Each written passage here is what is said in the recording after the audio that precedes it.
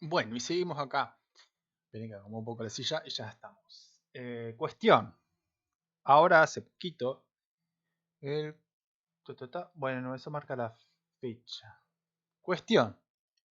Hace poco, el 16 de enero, se me pasó bastante la fecha, pero pensé hacerlo y bueno, y después por cuestiones de la vida y de mala organización mía, también no me justifico, no pude hacerlo. Dirán, ¿por qué este comunicado, no? Em, Hace 100 años, literalmente, el Estado soviético fusilaba a Dios. Dice, hoy 7 de cada 10 humanos se declaran creer en él, ¿no? ¿Y por qué esto? Porque por ahí para quien no sepa, voy a poner alguna imagen llamativa. Literalmente el Estado soviético, la URSS, hoy de quien está a la cabeza de cierta organización que está bastante susceptible a esto, dice que los cristianos siguen las causas comunistas. Y yo me pregunto entonces, ¿por qué pasó esto? ¿No? ¿Y por qué pasan cosas en Norcorea, en China, no? En Venezuela, en Nicaragua. Estoy leyendo bastante noticias al respecto, pero no sé cómo subirlo de una manera no sea pesado, porque es un tema heavy, es muy duro de leer. Tampoco es algo que, digamos, voy a comer, me voy a poner a ver cómo habían gulags, literalmente, ¿no? No, no está bueno. Pero también es algo que creo que hay que empezar a hablar porque son cosas que hay mucha desinformación y sobre todo en base al versículo este que dice mi pueblo perece por falta de entendimiento, ¿no? Literalmente hoy mucha gente está apoyando a gente que malintencionada, porque sí lo saben y se hacen un poco los desinformados, saben perfectamente que estas cosas ocurrieron y siguen ocurriendo, pero aún así justifican que los malos son otros y no ellos, ¿no? Entonces vamos a leer un poco respecto a esto. Dice, hace 100 años, el 16 de enero de 1918, empezó el juicio del Estado soviético contra Dios. Esto tiene mucho que ver, como decíamos hace un rato en el video de hace un ratito, de Flyly, si no lo vieron, chúpenlo, está buenísimo, de por qué la película esta de Dios no está muerto. Y esto tiene mucho que ver en la parte filosófica, política, de dónde nace eso, ¿no? Para quien no sabe, Nietzsche hace que se le cause a Hegel, amigo suyo, la frase Dios está muerto, ¿no? En base a eso, o es que ocurre uf, ya hacía mucho que no pegaba en el micrófono, juicio. Cuestión, dice, juicio del Estado soviético contra Dios, que finalizó muy rápido. El día siguiente, Dios fue condenado a morir y se dispararon 5 ráfagas de ametralladoras, un arma muy mecánica y moderna para aquel entonces, ¿no? Hacia el cielo. La defensa había intentado alegar trastorno mental sin éxito, dicen las crónicas.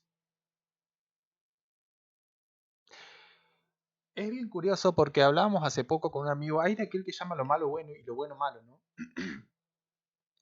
Hoy como que te dicen que no hables estas cosas, que hay que ignorarlas y van a desaparecer. Que en realidad los malos son los otros, los que defienden que cada uno diezme lo que quiere, haga lo que quiera con su propiedad y no que supongamos, siempre se acusa, no, porque el pastor viene y roba. Yo, bueno, en todo caso, si lo hace, Dios va a hacer algo en su contra, ¿no? En el caso que creamos, ¿no? Y si no, ¿por qué no hacen un juicio? Si de todas formas, al menos se tomó la molestia, digamos, de entre comillas, seducir a alguien para que le dé algo de dinero, ¿no? Hay otros casos donde directamente se te quita la fuerza, supuestamente para una causa y termina en otra. Que eso me parece mucho más grave, más siendo un órgano gubernamental, ¿no? De una democracia. Pero sigamos con la nota. Dice, los bolcheviques apenas llevaban 3 meses al mando y controlaban Moscú, San Petersburgo y la zona central de Rusia. No tendrían control total del país hasta octubre de 1922, con la conquista lejana de no sé cómo leer esto, Vladivostok y al final de la guerra civil. Dice, en enero de 1918 aún no habían empezado las matanzas masivas de clérigos. Fusilar a Dios era un gesto simbólico y humillante, para ir dejando clara la nueva situación. Bueno, por ahí quienes estén también más metidos en estas cosas, ocurre mucho esto que existe la famosa ventana de Overton, que no es otra cosa como empezar por algo chiquitito para después irlo llevando al más extremo. En este caso es esto, a ver cómo, ¿qué pasa si hacemos esto? Si no reacciona nadie, si siguen todos dormidos, seguimos avanzando. Y en este caso, bueno, vemos que fue así. Lo traigo a colación también porque normalmente mucho se habla en general de la ventana de Overton y a veces es un término bastante confuso, pero es una teoría que te expone eso. También se utiliza mucho la alegoría de la rana en el agua caliente, que es como van subiendo gradualmente cierta idea, ciertas cosas, ¿no? Por más descabelladas que sean, pero de manera tan lenta que la gente no se da cuenta. Y cuando se quiere dar cuenta ya literalmente todo se desmadró, por decirlo sin malas palabras, ¿no? ¿Y a qué voy con esto? Normalmente la teoría de la rana en agua caliente va de que te van subiendo de a poquito la temperatura y ya cuando la rana quiere salir, porque si uno la mete en agua caliente, supuestamente salta, no sé de eso, porque no me gusta comer rana y no me gusta cocinar ese tipo de comida, no lo comería. Supuestamente al meterla en agua caliente salta y esta no se puede cocinar, ¿no? Pero en cambio si se la pone en agua y se la va subiendo gradualmente la temperatura es como que se va adormeciendo. Y ese es el punto de la alegoría, ¿no? Pero cuestión, la nota dice, de matar Dios literalmente a matar hombres. Una vez más, matas a Dios. Matar a los hombres no cuesta mucho, dice. Antes de morir Lenin en 1924, unos 25.000 eclesiásticos ortodoxos encarcelados y unos 16.000 ejecutados.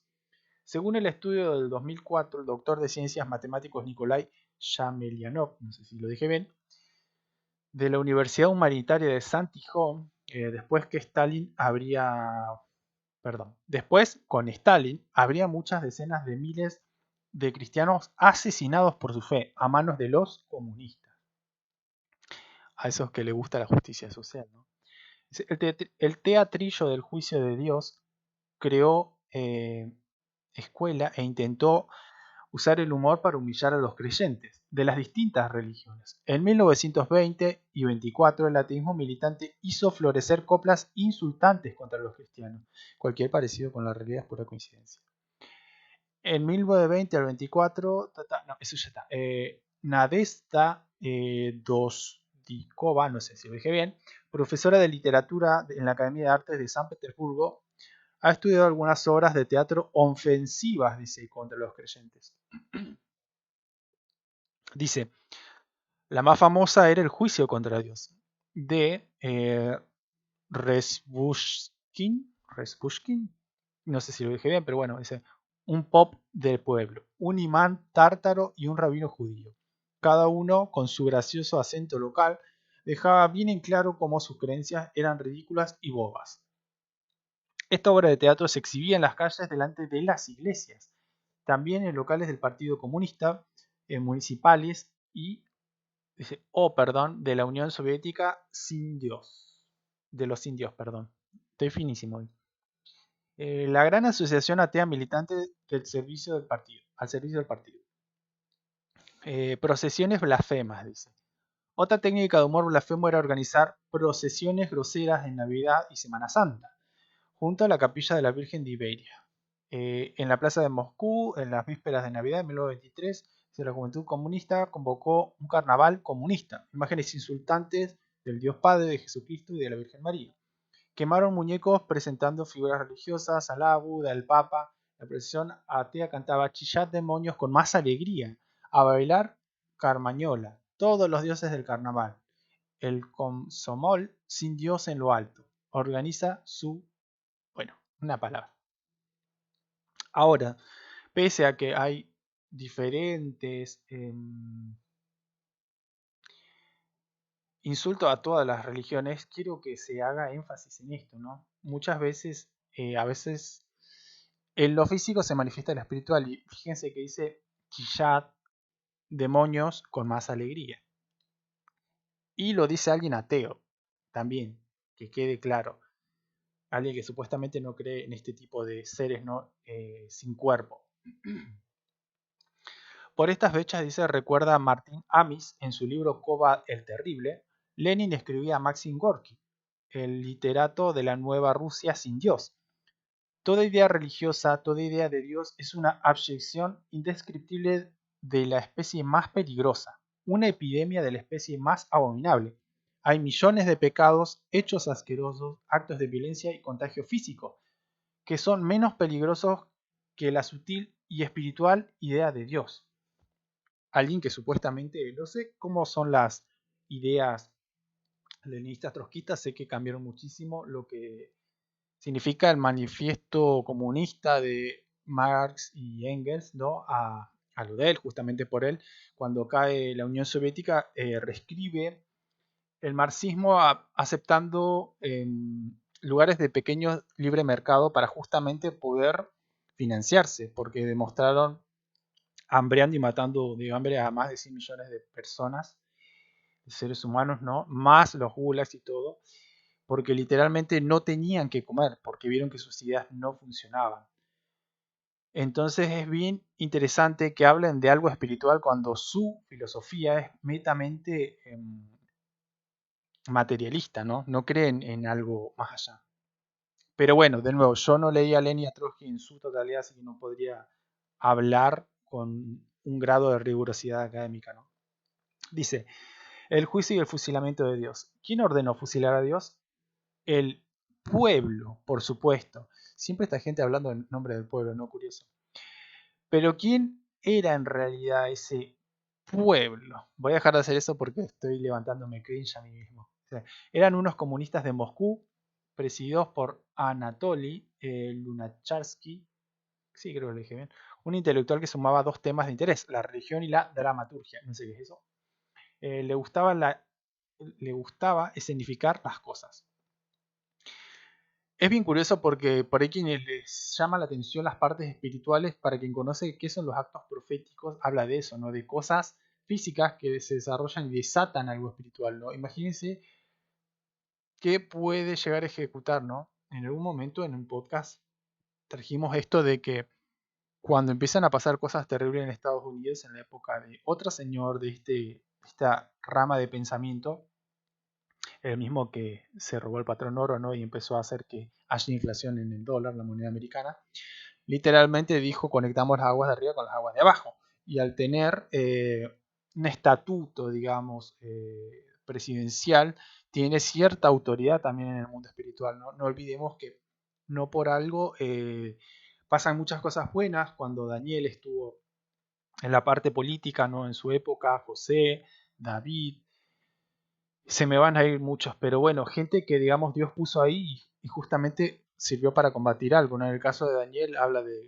las luchas espirituales, ¿no? Contra el príncipe de Persia y todo eso, y el ángel que baja, ¿no? Con el mensaje mientras que estaba ayunando. José, cómo evitó, digamos, una crisis económica y terrible que había en Egipto, y cómo, digamos, después la gente se olvidó de lo que había hecho José y justamente vuelven a la misma decadencia de siempre, que es bien interesante. Lo digo porque hubo un momento, digamos, que alguien me recriminaba que Dios no necesita a la política. No, tal cual, no necesita. Pero obviamente puede hacer cosas muy útiles justamente con esto, de que haya alguien en el poder con entendimiento, con eh, el, digamos, la revelación explícita de que Dios le diga, bueno, yo te voy a poner acá y vos haces esto, haces lo otro, vas a tener cierto nivel de autoridad, si se quiere, dentro del Estado y vas a poder hacer cosas que, digamos, no es lo mismo si yo voy y oro afuera de la Casa Rosada que si el mismo presidente, por ejemplo, de la Nación u otro lugar lo hace, ¿no? Por supuesto que esto no significa que vayan a ser trigo limpio, pero en definitiva nadie lo es. Ahora, diferente es una persona que camina con masones, rodeado de masones, y este tipo de gente que hace este tipo de cosas, alguien que dice, mira, me voy a equivocar, sí, pero trato de ser justo, entre comillas, o no. Ahí obviamente cada uno puede creer lo que quiera, esto es acto, esto no es. Para mí, en mi caso, lo debe juzgar Dios. Pero bueno, también hay mucha doble vara, ¿no? Esto de, depende de quién lo haga, está bien, está mal, si lo hace el que me gusta a mí, está bien, pero si lo hace el otro lo voy a condenar y así, etcétera. Pero bueno, eso habla de la moral y de la ética de cada uno, y eso uno no tiene que hablarlo con los hombres, porque en definitiva le va a rendir en algún momento, ¿no? Cuentas a Dios. Y yo creo que uno podrá ser condenado, repudiado por los hombres, ¿no? Y muchas veces la palabra es explícita y le dice, a ver, No teman a los que pueden destruir el cuerpo, porque al alma no le pueden hacer nada, sino fíjense el que sí puede condenar al alma, ¿no? Y sujetarla a un yugo perpetuo de tortura. Lo parafraseo para que tenga, no sé, un poco más de significado con lo que estamos leyendo. Pero leemos un poco más la nota y pensé que iba a ser más corta, queda un montón. Así que vamos a leer un poco y vamos a dejarlo en los comentarios para quien quiera leer la nota completa. Dice, ese 16 de enero de hace 100 años, ante mucho público moscovita, comenzó la primera sesión del juicio contra Dios. Durante más de 5 horas se leyeron los cargos de el pueblo ruso en representación de la especie humana, un faro de ejemplo, ¿no?, para la humanidad, pero bueno, contra el reo. La más clara era que se acusaba a Dios de... Qué locura, ¿no? Uno que conoce un poco más de historia, ¿no?, y está todo esto de la batalla cultural entiende lo que es eso, pero imagínense acusar a Dios de esta palabra, que no sé si YouTube lo está censurando, porque es bastante susceptible a estas cosas. Literalmente se acusaba a Dios de genocidio. Quizás era una proyección psicológica de lo que estaba por venir, literal, me sacó las palabras de la boca. El mar de asesinatos que causaría el comunismo en los próximos 70 años en todo el mundo. Bueno, hay una imagen fuerte. Esto fue, digamos, sí es un ídolo, no comparto para nada, pero sí, digamos, que se quiere, en cierta forma, atribuir, digamos, que esto era un representante de una imagen, ¿no? Y bueno, obviamente la gente que ejecutó esto, ¿no? Sería bien interesante ver qué había en el corazón de cada uno de estos hombres, ¿no? Y cómo terminó la vida de cada uno de estos hombres, ¿no? Porque de los dictadores de aquel turno lo vimos. Bueno, abajo dice, milicianos disparan contra el Sagrado Corazón de los Cerros de Los Ángeles, en España, durante la Guerra Civil Española. Seguían el modelo ruso de Lunacharsky, también mataron a algunos clérigos y católicos de los pueblos cercanos. Un amor en persona, encarnado. En el banquillo de los acusados se colocó una Biblia, al menos Dios estaba bien representado. Los fiscales ofrecieron una gran cantidad de pruebas basadas en testimonios históricos. Dios tenía unos defensores designados del Estado soviético que pedían una solución del reo porque sufría grave demencia y trastorno psíquico. Una locura, ¿no? Y no eran responsables de lo que hacían. Es bien interesante porque, por supuesto que hay que condenar las inquisiciones, ya que primero van contra sí mismo y contra las escrituras, ¿no? Esto no es por defender ningún tipo de inquisición, ¿no? Si se viola el principio de no matarás, ¿no? Yo creo que mínimo habría que considerar si eran cristianos o si realmente conocían a aquel que se dio a sí mismo y cuando justamente Pedro lo quiso defender, le dijo, el que mata espada va a morir espada, ¿no?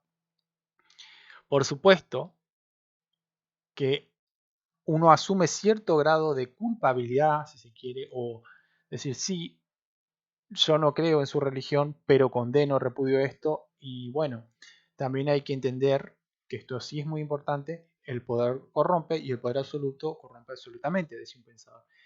Entonces, en la medida que una persona tenga más poder y nadie lo extralimite de eso, realmente vamos a conocer las verdaderas intenciones del corazón, ¿no?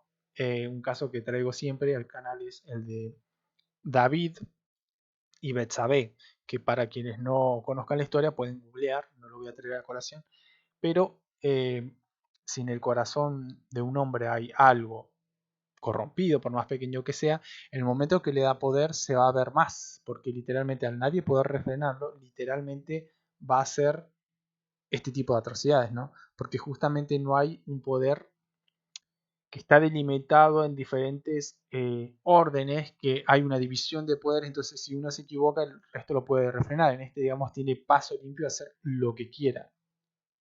Pero bueno, creo que lo vamos a dejar hasta ahí, porque ya se hicieron 19 minutos. Y en definitiva, digamos, es un poco una historia. Acá, por ejemplo, habla de un lugar de China, ¿no?, que dice 100 años y muchos asesinatos después, en el siglo XXI Dios no parece estar muy muerto, creen que 7 de cada 10 personas en el mundo solo se declaran ateos y que 1 de cada 10, en gran mayoría en China, dictadura comunista, persigue a las religiones. Otro tema, ¿no?, para hablar. China es un caso de ejemplo fuertísimo. Se declaran ateos 7 de cada 10 chinos. Dice, es el doble que en cualquier otro país. Son datos que son la encuesta de Wingallup de 2017. Bueno, es donde hay un poco de datos, ¿no? de aquella época. También hay que entender que nosotros por ahí lo decimos mucho en los derechos y esas cosas, que al ser estas dictaduras totalitarias no tan herméticas y al no utilizar un internet abierto, la gente tiene una especie de internet que es como un wifi, digamos, solo que a nivel de un país y te controlan todo lo que entra y sale del país y no pueden hablar cosas que están prohibidas, ¿no? Imagínense que una oficina, por ejemplo, te bloquean YouTube, te bloquean Facebook, algunas cosas. Bueno, ahí ocurre lo mismo, pero a nivel de un país. Entonces, bloqueo, no sé, por decir un medio, Fox News. Te bloqueo para que se entienda Infobae.